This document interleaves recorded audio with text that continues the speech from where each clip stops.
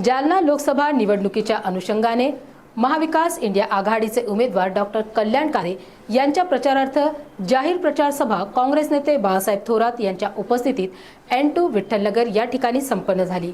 या प्रसंगी अतुल लोंढे, नामदेव पवार, दिनकर ओमकार, बाबासाहेब डांगे, जगन्नाथ काळे, किरण पाटील डोणगावकर, मोतीलाल जगताप, रवींद्र काळे, भाऊसाहेब वाघ, लहुजी शेवाळे, नगरसेवक मनोज गांगवे, भाऊसाहेब जगताप, कमलाकर जगताप, ज्ञानेश्वर डांगे, राहुल सावंत, अंकुश चौधरी, सुभाषराव पांडभरे, दीपाली मिसाळ, भागुबाई शिरसाट, गंगाराम कापसे, वल्लभ भंडारी, पप्पूराज ठुबे, प्रकाश जगताप, भास्कर लहाने, बाळू गुर्जर, विठ्ठलनगर मधील महाविकास आघाडीचे सर्व पदाधिकारी, कार्यकर्ते आणि नागरिक मोठ्या संख्येने उपस्थित होते।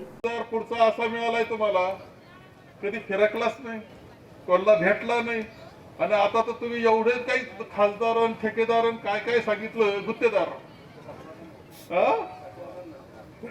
एवढं, म्हणजे त्या खासदार झाला, मंत्री झाला, परंतु लोकांशी संपर्क नाही, असा जेव्हा पुढचा उमेदवार आहे, सगळे लोक नाराज आहे आणि तुमच्यावर प्रेम करणारे आहेत, हे चित्र संपूर्ण मतदारसंघामध्ये ज्यावेळेस दिसतंय, यश खूप मोठं तुमचं निश्चितपणे राहणार आहे। तुम्हाला या निमित्तानं आम्ही सर्वजण शुभेच्छा येथे देतोय।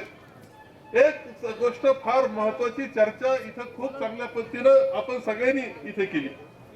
इथं बोलत असताना मी पाहिलं, विनायकराव ओंकार, तुम्ही जे मांडलं ना, खरं सांगतो, तुम्ही राज्यघटना जपणं ही सगळ्यात महत्वाची गोष्ट आहे। आपण ज्या पद्धतीनं हे सरकार चाललेलं आपण पाहतो, केंद्र सरकार चाललेलं आपण पाहतो, इथे अतुलजी लोंढे यांनी सांगितलं का मणिपूरमध्ये काय झालं।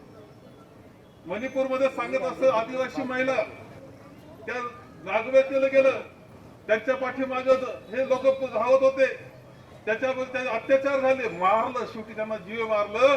पंतप्रधानांनी त्यांच्या बाबतीत एक शब्दही बोलले नाही।